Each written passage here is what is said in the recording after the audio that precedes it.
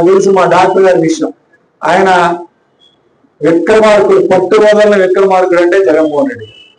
మీరు మీ అందరికీ తెలియదు, ఆయన చేసిన కొన్ని మంచి పనులు చెప్తాను.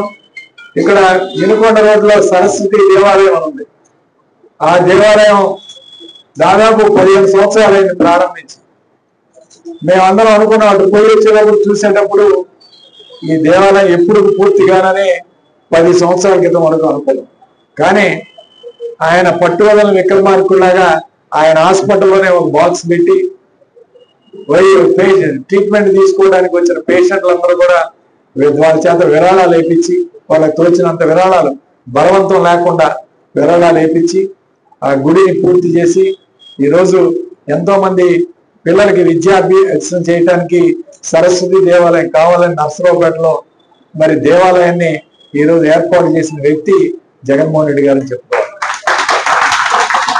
అట్లానే పల్నాడు జిల్లా ఏర్పడిన తర్వాత ఈరోజు మరి రెడ్ క్రాస్ సొసైటీకి అధ్యక్షుడిగా చేశాం.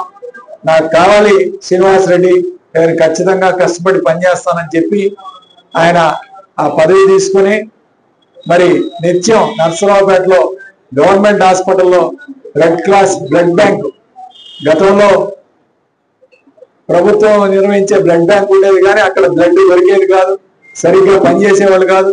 దాదాపు 3 కోట్లతో రెడ్ క్రాస్ ఒప్పించి ఆ బ్లడ్ బ్యాంక్ ని ఈరోజు తీసుకొచ్చి ఏర్పాటు చేయించి అక్కడ బ్లడ్డే కాదు, ప్లేట్లెట్స్ కావాలన్నా, మరి వివిధ రకాల బ్లడ్ కావాలన్నా, ప్లాస్మా కానీ